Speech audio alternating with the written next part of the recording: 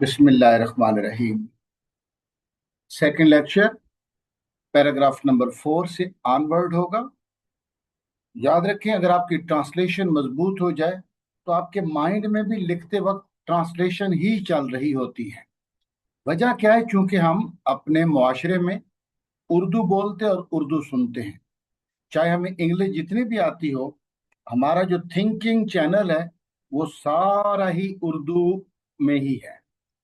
चाहे हम English medium से पढ़ा हो, चाहे उर्दू मीडियम से पढ़ा हो, चाहे जिस मीडियम से पढ़ा हो, क्योंकि जिस लैंग्वेज का मैक्सिमम इनपुट और आउटपुट हो रहा है उसी में ही थिंकिंग डेवलप हो रही है। तो इसलिए, या दूसरी बात यह कि उर्दू टू इंग्लिश पैसेज भी 10 नंबर का आता है हर इम्तिहान में, आप क्योंकि नेशनल लैंग्वेज है।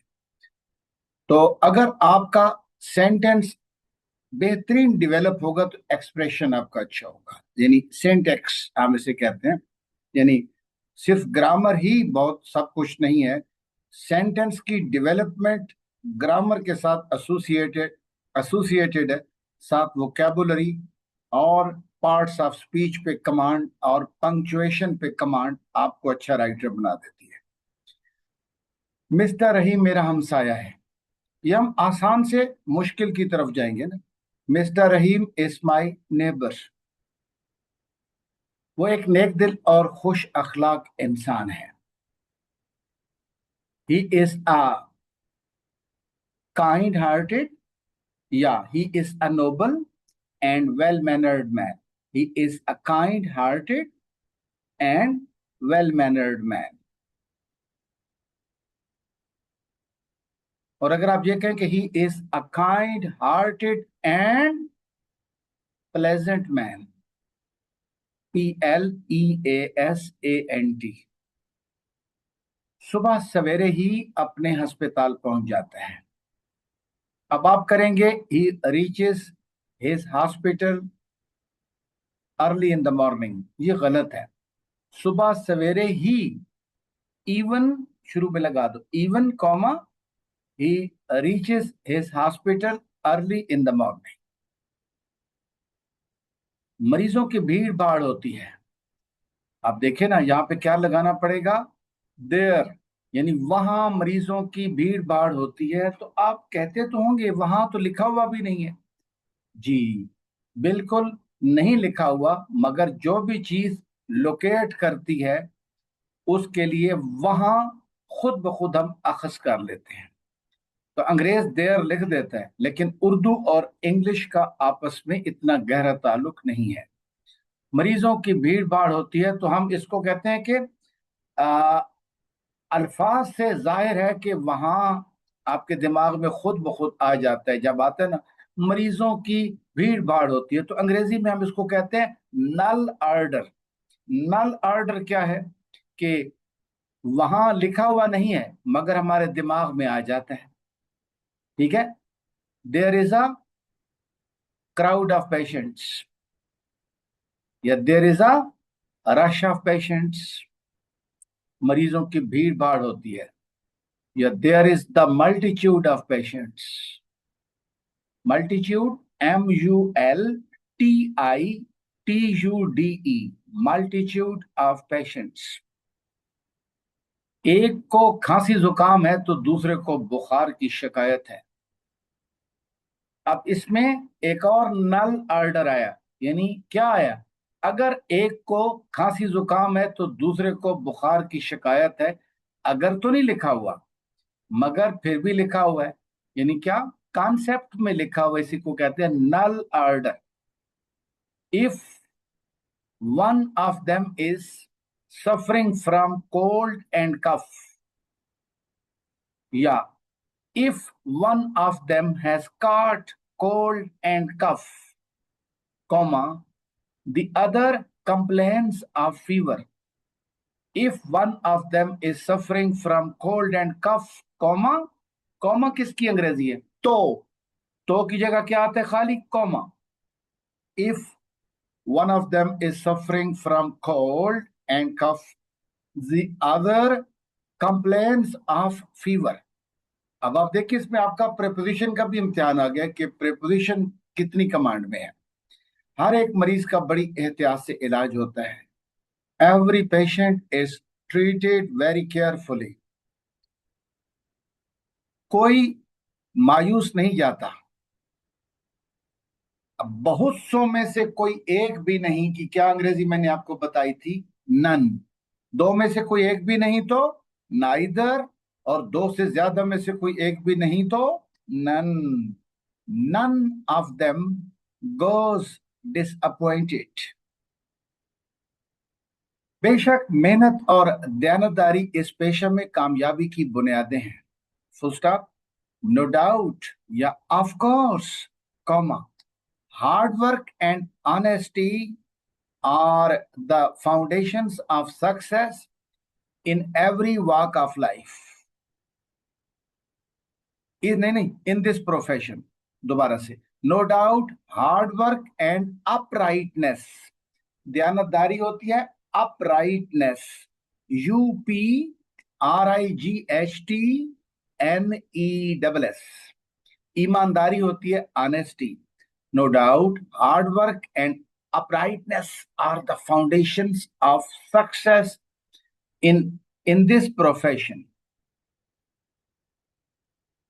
No doubt, hard work and uprightness are the foundations of success in this profession.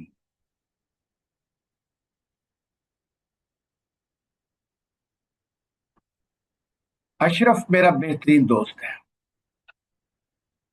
हाँ जी। Ashraf is my dearest friend, या Ashraf is my best friend. वो एक डॉक्टर का बेटा है। He is the son of a doctor. उसके वालिद साहब बहुत नेक हैं और शरीफ आदमी हैं। His father is a very pious and gentleman. वो हमारे घर के करीब रहता है। He lives near our house. He lives near our house. उसका मकान बहुत शानदार है। यस, हाँ। He has got a grand house, या he has a grand house. हम इकट्ठे स्कूल जाते हैं। We go to school together. शाम को मैं उसके घर जाता हूँ। I go to his home in the evening. हम इकट्ठे पढ़ते हैं। We study together. वो होशियार लड़का है और इम्तिहान में अव्वल रहता है। He is a clever boy, या he is a bright boy and comes first in the examination.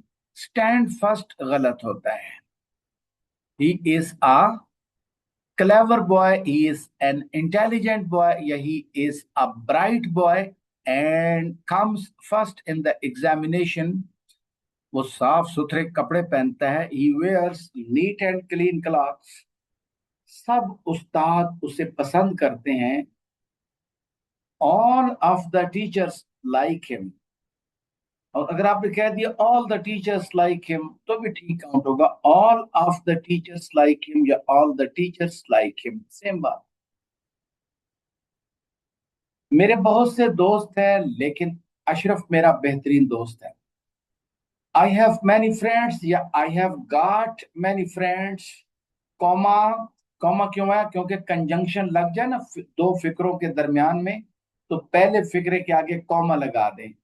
I have many friends, comma, अब बट तो बी छोटा होगा। But Ashraf is my best one. मत कहना I have many friends but Ashraf is my best friend, गलत। I have many friends but Ashraf is my best one. वो मेरा हम जमात और हम उम्र है। He is my class fellow and of my age. He is my class fellow and of my as. As fellow नहीं होता। उसका बाप हमारे शहर का एक मशहूर आदमी है। His father is a popular या famous doctor of our town. His father is a famous या popular doctor of our town. बदनाम हो तो notorious, NOTORIOUS। ओ यू एस, नोटोरियस।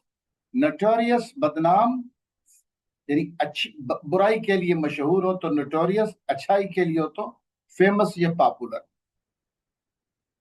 अच्छा, एक होता है हम नाम, उसे कहते हैं कि नेम सेक। हाँ, namesake, is my namesake. वो तुम्हारा क्या लगता है? What is he to you? He is my cousin. वो मेरा हम उम्र है। He is of my age. He is my age fellow गलत है। अशरफ में बहुत सी खूबियां हैं। Ashraf has got many qualities.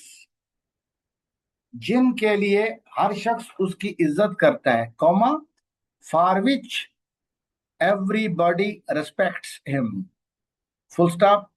मिसाल के तौर पे वो निहायत मुअद्दब, फर्माबरदार और फरशनास है। For example, comma, he is very respectful. Respectable होता है काबिल इज्जत, और इज्जत करने वाला हो तो रिस्पेक्टफुल, कॉमा। फर्माबरदार, obedient, फरशनास and dutiful. For example, comma, he is very respectful, comma, obedient and dutiful. वो बुरे लड़कों से हमेशा नफरत करता है। He always hates the bad boys and, और कभी बुरी सोबत में नहीं बैठता, and never joins the bad company. वो नमाज वो वक्त पर नमाज पढ़ता है। He offers his prayer on time. In time होता है कि जब वक्त निकल रहा हो और कोई काम हो जाए तो इन टाइम है। ऑन टाइम, वक्त पर। अभी नमाज शुरू हुई, साथ ही पढ़ दी, घंटा बाकी भी है। वो किसी का दिल नहीं दुखाता।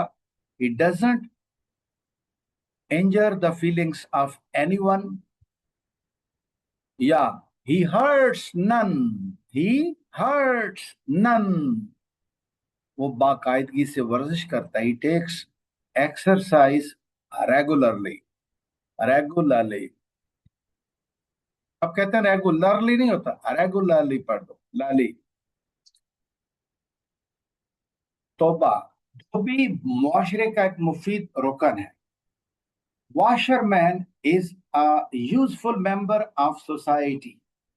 बजाहिर ये आपको आसान लगेंगे, मगर इनके अंदर जो है ना वल, या टेढ़ेपन, या फिक्रे की फिनिशिंग, या फिक्रे का एक्सप्रेशन, ये उर्दू टू इंग्लिश से आहिस्ता आहिस्ता से बनते बनते बनते आप बेहतरीन राइटर बन जाएंगे। और हाँ, एक बात ध्यान में रखें, जब आप कुछ लिखते हैं ना, खबरदार मुश्किल अल्फाज ना ढूंढा करें। फिक्रे का इजहार खूबसूरत होना चाहिए। उसके अंदर खामखा मुश्किल लफ्ज ठोक देना, ये एग्जामिनर को बहुत बुरा लगता है। फिक्रे की गोलाई, उसका इजहार, उसका कनेक्शन, उसकी यूनिटी। यूनिटी क्या होती है? कि जो सब्जेक्ट चल रहा है ना, उससे इनहराफ नहीं करना, वरना वो डिस्पर्स हो जाएगा, बिखर जाएगा। ठीक है, जिस तरह कहते हैं ना, बिखर जाएगा, बिखर जाऊंगा। एक शेर भी है, बिखर जाऊंगा।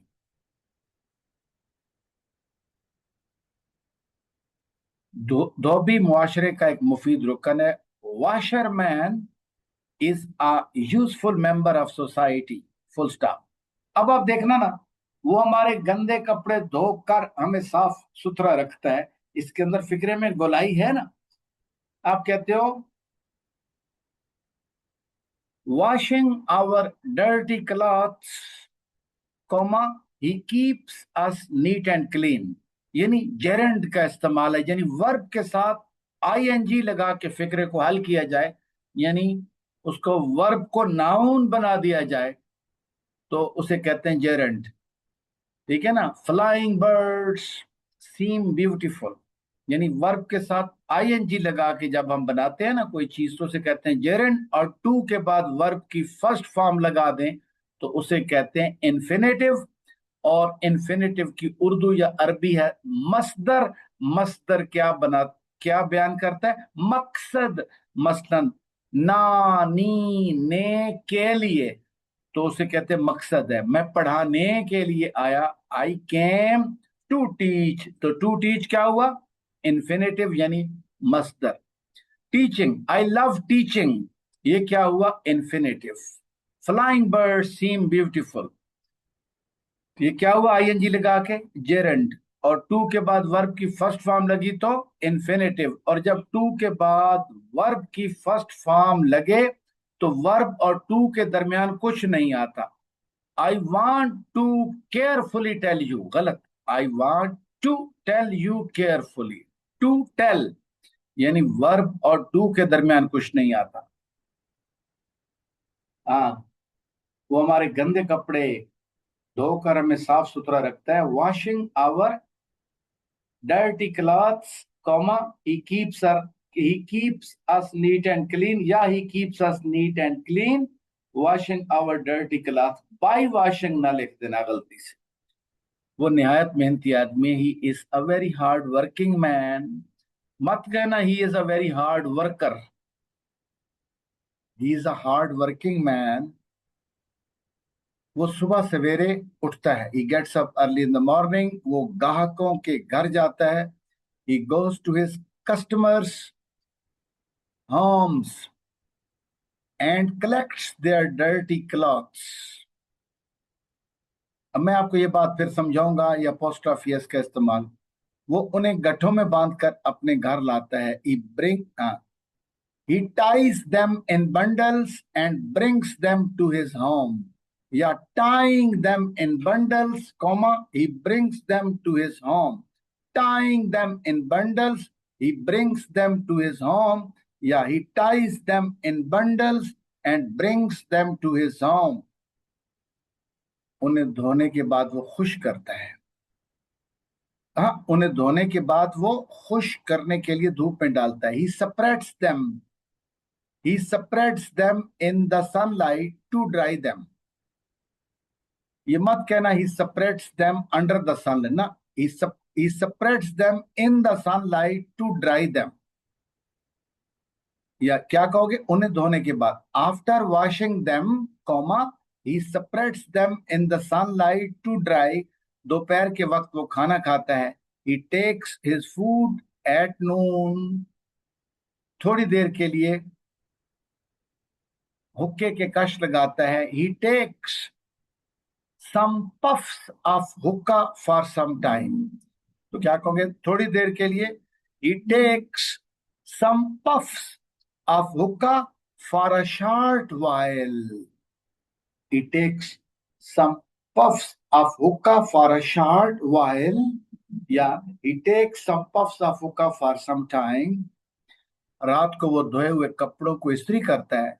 He irons the washed clothes at night. इस मेहनत तलब काम में उसके कुंबे का हर फर्द उसका हाथ बटाता है। Every member of his family, family member गलत है, टीम मेंबर ही गलत है, मेंबर ऑफ टीम, ठीक है। स्टाफ मेंबर भी गलत है, मेंबर ऑफ स्टाफ होता है, ठीक है। Every member of his, sorry रात को तो इस मेहनत तलब उसका, every member of his family lends him a hand in this painstaking work. Every member of his family lends him a hand in this painstaking work. अच्छा, मैंने आपको एक चीज कही थी, मैं आपको समझाऊंगा वो क्या है। आप कहते हो ना बड़े काम की बात है, जरा समझना।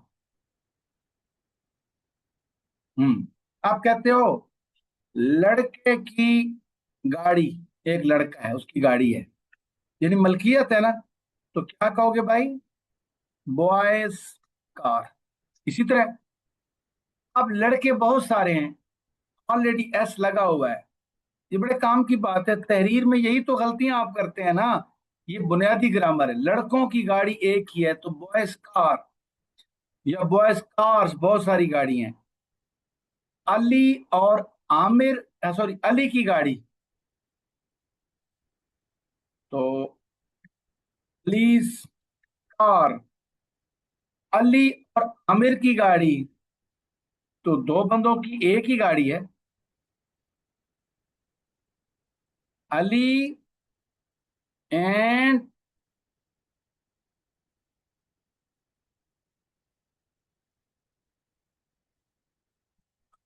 आमिर कार, यानी एंड वाले के साथ अपोस्ट्रॉफी। और अगर हम कहें अली की गाड़ी अलहदा है और आमिर की अलहदा है, तो फिर क्या कहेंगे? अलीज, यानी आप अलहदा अलहदा हो गई। एंड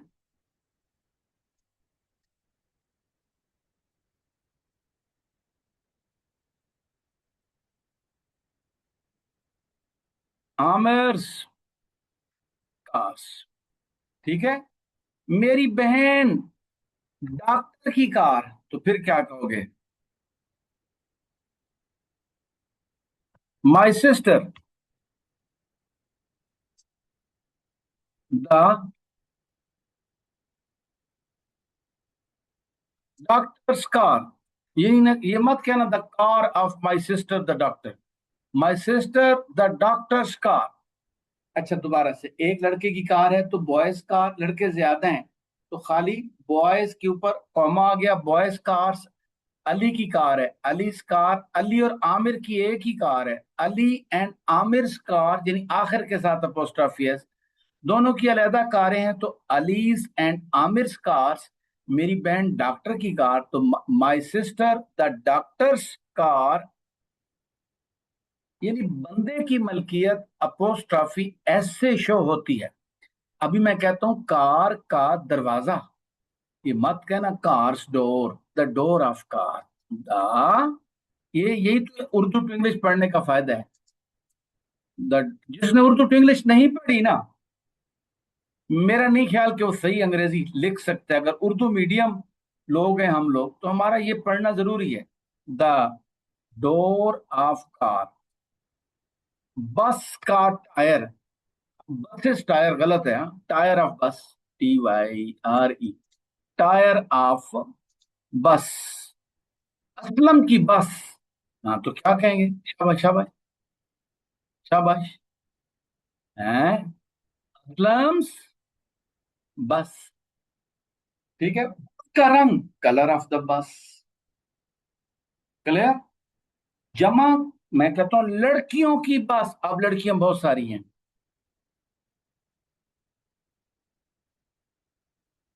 GIRLS, गर्ल्स बस। गलत कैसे होगा? जब आप कहेंगे, यूं कहेंगे, ये गलत होगा क्या? गर्ल्स, शिट यार, गर्ल्स बस, तो ये होगा गलत। ठीक है, लिहाजा उसको हम काट देते हैं, गर्ल्स बस। ये आप देखिए, इसी किस्म की इंफॉर्मेशन मैं आपके साथ शेयर करता रहूंगा।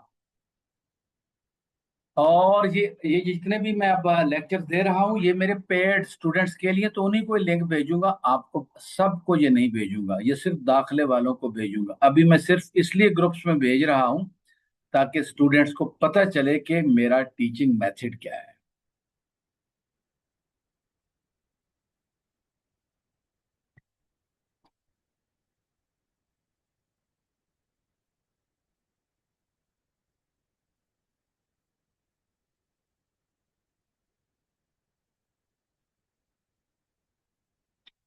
मेरे घर के पास एक बाग है, कहीं तो मेरा घर भी है ना, यानी वहां नल ऑर्डर में देयर लगा हुआ है, there is a garden near my house.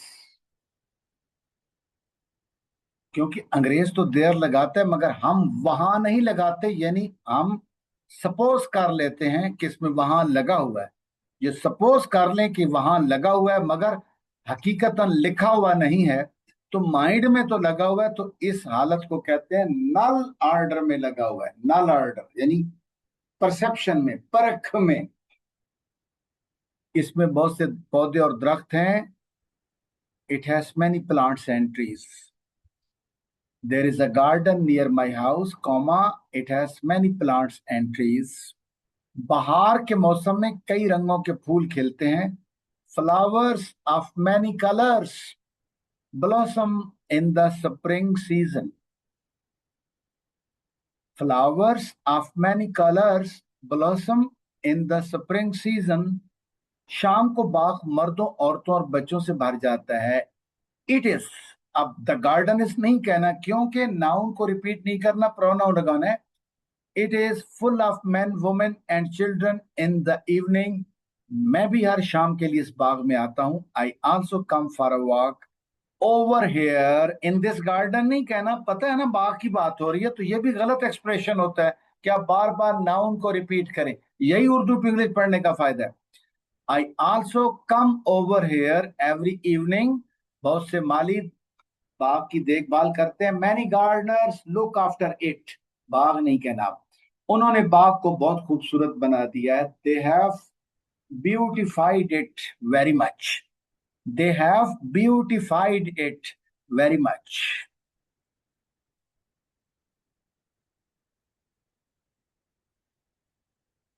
दूध एक मुकम्मल गिजा है. Milk is a perfect diet. Diet नहीं होता, डाइट होता है. Milk is a perfect diet.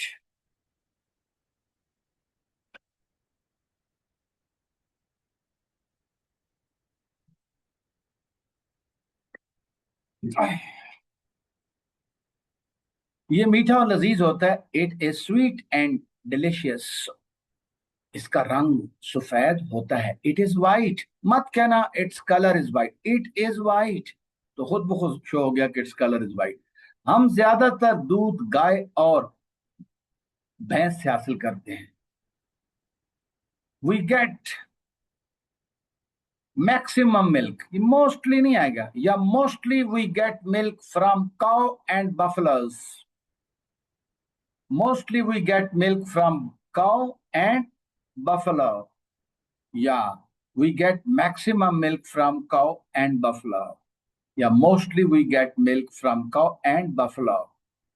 दूध हमें सेहतमंद और ताकतवर बनाता है.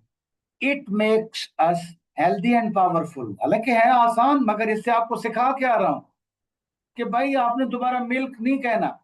It makes us healthy and powerful. हम इससे दही, मक्खन और पनीर बनाते हैं. वी मेक दही, curd यानी yogurt. We make curd, comma, butter and cheese by it.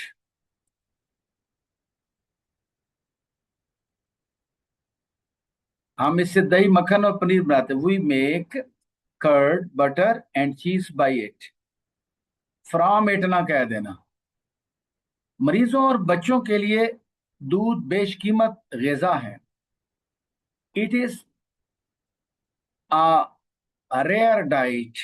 It is a rare diet, या it is a priceless या costly diet for the patients and children.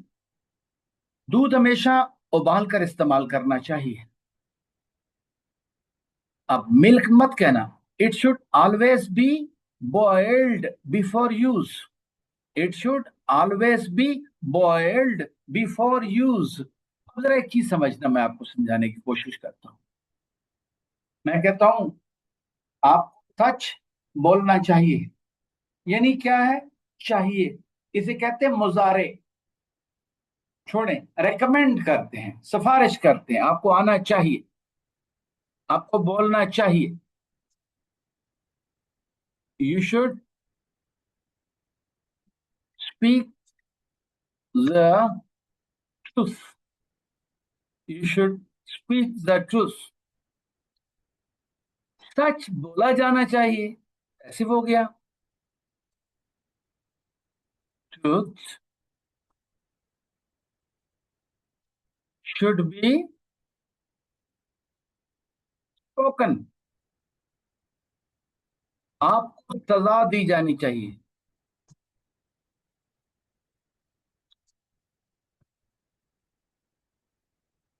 You should be punished. खत लिखा जाना चाहिए. Letter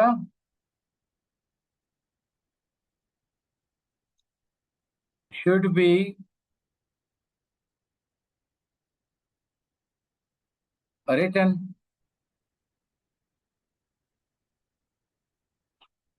आपको सच बोलना चाहिए था। यानी आपने झूठ बोला है तो आपको सच बोलना चाहिए था। You should have spoken the truth.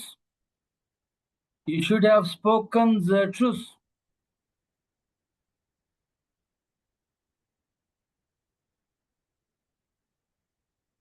तुम्हें इस वक्त कराची में होना चाहिए था। यहाँ क्यों आ गए हो? तेरा भाई वहां पे बीमार है तो तुम्हें कराची में होना चाहिए था इस टाइम। पागल। You should have been in Karachi. Oh, you should have been in Karachi today। आज आज आपको कराची में होना चाहिए था, आपके भाई का ऑपरेशन है। तुम्हें उसके साथ होना चाहिए था, आप वापस क्यों आ गए? You should have been with him. Why did you come back? You should go back and see your brother. अब आपको सजा मिलनी चाहिए। Now you should be punished. उसने, मैं कहता हूं माजिद ने अकरम को धोखा, सॉरी, माजिद को चाहिए था कि आपको पैसे वापस दे देता। Majid should have return your money. Majid should have return your money. आपको दरवाजा खोल लेना चाहिए था। You should have opened the door. आपको स्कूल होना चाहिए था। यहाँ क्या कर रहे हो? You should have been in school. What are you doing here? ठीक है। स्कूल बंद होना चाहिए था यार, खुला क्यों हुआ है? School should have been closed. Why is it open? It's Sunday today. School खुला होना चाहिए था। क्या कहोगे? ये तो ट्रांसलेशन के मजे हैं। स्कूल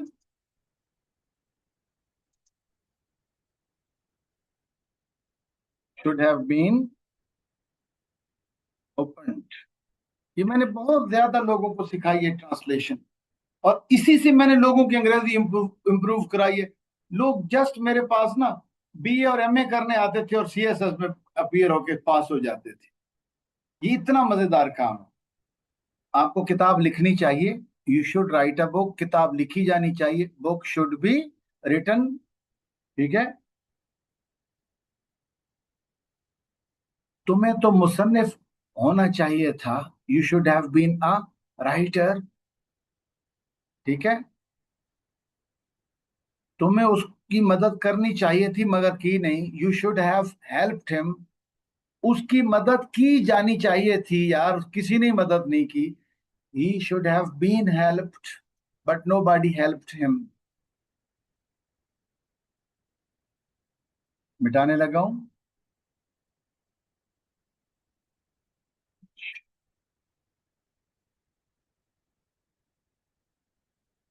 अब ये मुश्किल होता जाएगा, ये सारा प्रोसेस। शेर एक बहुत ताकतवर जानवर है। अब यहां भी गलती करेंगे। Lion is a very powerful animal. गलत। Lion is a very powerful beast. ये दरिंदा है, जानवर नहीं है। ये देखने में बहुत खौफनाक नजर आता है।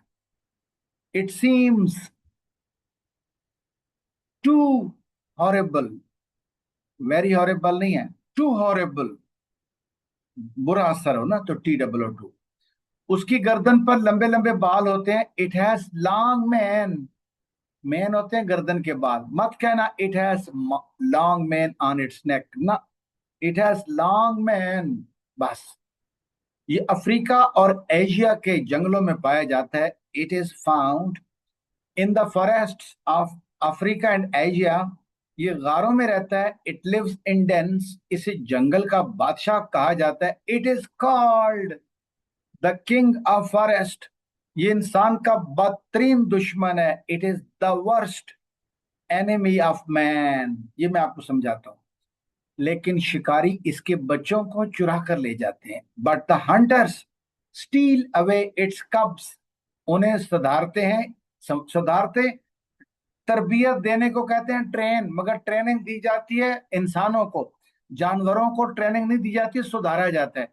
उन्हें सुधारते हैं और सर्कस में उनसे काम लेते हैं। They tame them and make them work in circus. Use them in circus नहीं यार, they tame them and make them work in circus. अगर किसी ने कहा दिया ना they tame them and use them in circus तो भी ठीक है। अच्छा, मैं समझाना क्या वाला था, देखो जरा। आसान से मुश्किल की तरफ जाएंगे। मैं आपको कहता हूं भाई स्टूडेंट्स, बुरा, वो बुरा आदमी है, he is a bad man. Mister A mister B से ज्यादा बुरा है। दो का मुकाबला है तो ये पहली डिग्री है बैड, नॉमिनेटिव डिग्री। पहली डिग्री है नॉमिनेटिव, है सब्जेक्ट डिग्री पहली, बस नॉमिनेटिव। दूसरी कंपैरेटिव होगी। दूसरी कौन सी है? कंपैरेटिव। ए बी से ज्यादा बुरा है। A is worse than B, worse, ये कंपैरेटिव। और आखिरी डिग्री होती है सुपरलेटिव। ए सबसे बुरा है। A is the worst of all.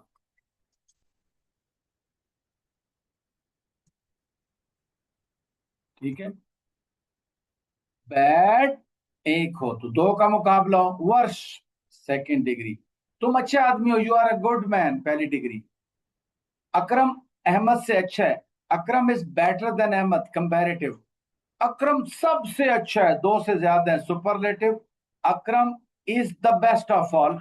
और हर सुपरलेटिव डिग्री के साथ दा लगता है, ठीक है। The worst, the best, the cleverest, the most intelligent. तो मोस्ट कहाँ आता है?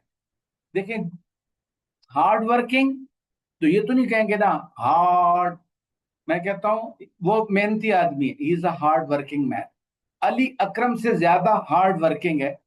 अब इसकी डिग्रियां और तो बन नहीं सकती, तो क्या कहेंगे? Ali is more hard working than Akram. जिसकी डिग्रियां क्लेवर, क्लेवरर, क्लेवरेस्ट यूं बन सकती हैं, उनके साथ मोर और मोस्ट नहीं आता। और जिसके सैलेबल्स यानी अल्फाज ज्यादा हैं, हार्ड वर्किंग, इंटेलिजेंट, ठीक है। अब इंटेलिजेंटर, इंटेलिजेंटलेस तो बन नहीं सकता। असलम इंटेलिजेंट है, असलम इज इंटेलिजेंट, असलम अकरम से इंटेलिजेंट है, comparative. Aslam is more intelligent than Akram. Aslam सबसे इंटेलिजेंट है, superlative. Akram is the most intelligent than all. He is hardworking. He is more hardworking than his friend. He is the most hardworking than his friends. ठीक है। The more और most कब बात है? जब डिग्रियां यू ना बन सकें। Clever, cleverer, cleverest, tall, taller, tallest, beautiful. तो अब ये तो नहीं बन सकता ब्यूटीफुल और ब्यूटीफुल है, तो क्या कहेंगे? More beautiful, the most beautiful. आज का लेक्चर खत्म। इसी तरह मैं आगे मुश्किल से मुश्किल चीजें आती जाएंगी, मैं आपको फुल कमांड कराता जाऊंगा। और ये लेसन सिर्फ उन्हीं के साथ शेयर होंगे जिनका दाखला हो चुका होगा। हर बंदे के साथ शेयर बिल्कुल नहीं होंगे। अल्लाह आपको इज्जत दे।